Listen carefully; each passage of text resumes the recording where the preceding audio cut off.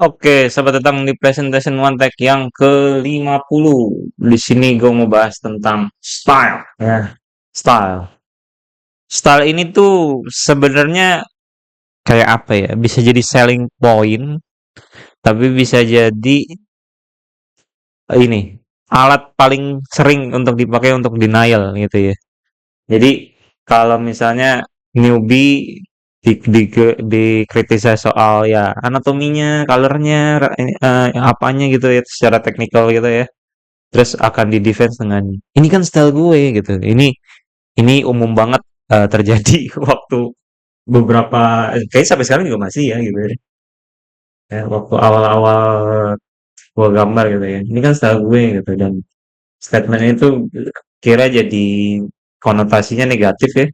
Karena itu jadi alat denial ya untuk avoiding apa yang perlu diperbaiki gitu ya.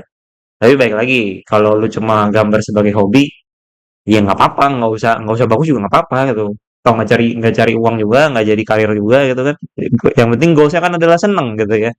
Nah ketika lu seneng karena ngelakuin hobi lu ya it's fine then gitu. Tapi kalau misalnya gue ingin hidup dari gambar, gue ingin getting better, gue ingin bagus gambarnya gitu kan ya. Ini kan setahu gue itu tuh bisa bisa jadi ya denial aja lah ya gitu. Top of mind gue tuh kalau ngomong gambar jelek tapi sukses itu Thailand. Ini tuh sangat sukses ya, sangat-sangat berhasil ya gitu. Tapi setelah dianalisa ya, orang tuh nge-consume Thailand tuh bukan untuk gambarnya doang, tapi ceritanya, plotnya gitu ya, tuh setup satu dua tiga punchline gitu kan, ya. Terus konsistensi uploadnya, ya. Jadi kalau kontennya tuh mungkin update tiap hari, terus menerus bertahun-tahun, jadi banyak variasi kontennya gitu kan.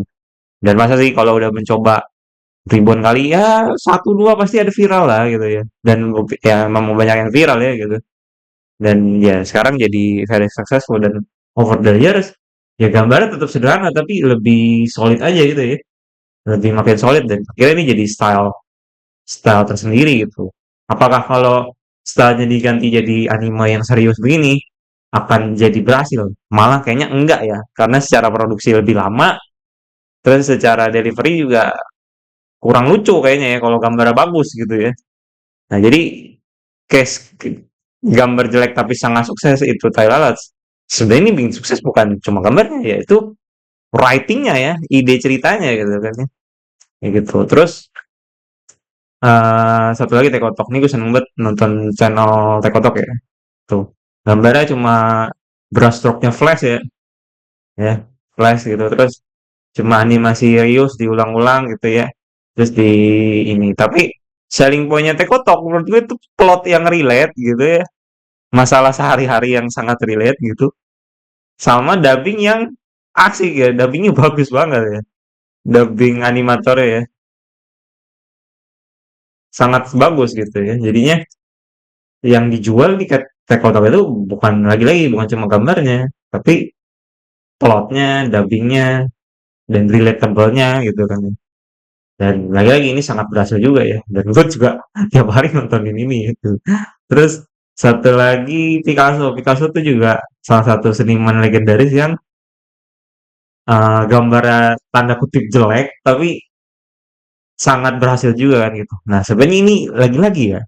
Kalau fine art gini gue nggak ngerti sih ya. Gue cenderung juga nggak ngerti gimana sih ininya gitu.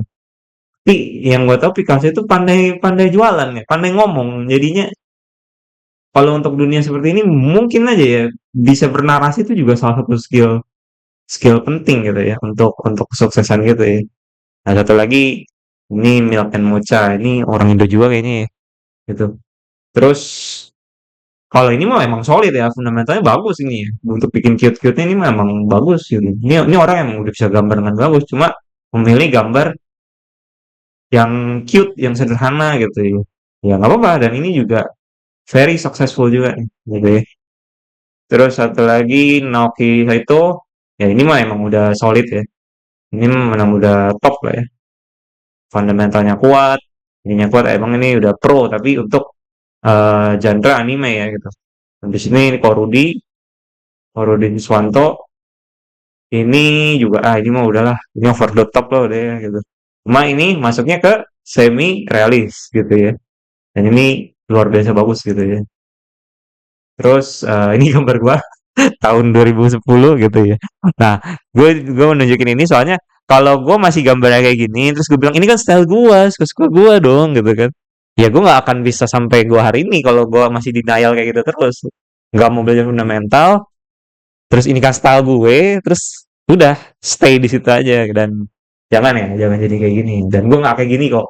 Ini gambar gue 2010 ya gitu. Terus habis itu di gambar itu sih sebenarnya ada rules kayak gini ya. Kalau itu works ya works gitu ya. Jadi kadang tuh yang jelek bisa bagus, bisa bisa berhasil gitu. Yang yang detail, yang ribet, yang keren itu juga kadang juga belum tentu berhasil gitu ya. Jadi di dunia art, dunia tanda kutip dunia kreatif ya gitu. Ya as long as it works sih ya. Ini tuh sebenarnya susah kontrolnya ya kayak gini. Ini mah sebenarnya by luck aja gitu. Cuma semakin keren gambar lu ya, semakin besar kemungkinan lu untuk works gitu ya. Yang satu lagi realis. Apakah selalu lebih tinggi dari anime? Zaman dulu tuh gue dapet apa ya stigma atau apa ya dari senior gue yang udah misalnya udah kuliah gitu waktu gue masih SMA gitu. Terus lu kalau di kuliah harus realis gitu karena di anime tuh nggak ditolak gitu itu anime tuh bakal punah gitu kan itu pembicaraan tahun 2012 ke bawah lah ya gitu sampai akhirnya enggak kok anime going well realis juga going well gitu ya terus contoh ini dunia stylized Breath of the Wild sangat bagus sangat imersif gitu meski sekalipun tidak ray tracing tidak 3D realistik gitu tapi ini game yang sangat berkesan sekali gitu ya Breath of the Wild gitu tapi mau dibawa ke realis juga ini juga game yang sangat berkesan sekali ya The Witcher 3 gitu ya dua game yang sangat-sangat luar biasa gitu timeless lah ya gitu. Nah jadi apakah apakah apakah realis pasti lebih bagus karena lebih ribet lebih lebih mendekati realita nggak juga ya kayak gitu dua-duanya punya genre yang kuat gitu ya nah jadi style itu bukannya nggak matter sampai kapanpun ya style akan matters ketika udah punya fundamentals yang solid dulu gitu barulah mikirin tuh gue mau ke style kayak gimana ya apakah gue mau ke semi realis kayak Korudi atau gue mau anime kayak Naoki Saito gitu atau gue mau lucu-lucuan gitu dan semua ini punya jalan jalan keberhasilannya ya gitu ya emang perlu beruntung juga sih ya gitu atau gue mau apa kayak Zelda atau realis kayak The Witcher gitu kan nah jadi style itu matters ketika sudah punya fundamental yang solid gitu ya jadi jangan jadiin ini kan style gue sebagai denial sebagai nggak mau belajar fundamental ya karena susah sih ya gitu. Jadi rute yang gue bayangin adalah kalau lu baru gambar, ya lu sebenarnya perlu senang dulu ya. Senang, senang, senang, senang, terus karena lu senang lu gambar banyak, terus akhirnya lu merasa gambar lu harus makin bagus, belajar fundamentals, sampai lu ke titik mid gitu ya. Nah di mid ini lu mau jadi pro tuh rutenya banyak ya. Mau jadi pro kayak gini kah? Mau jadi pro kayak gini kan?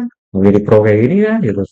Dan semuanya nggak ada benar nggak ada salah. Semuanya semuanya punya jalan keberhasilannya sendiri gitu ya.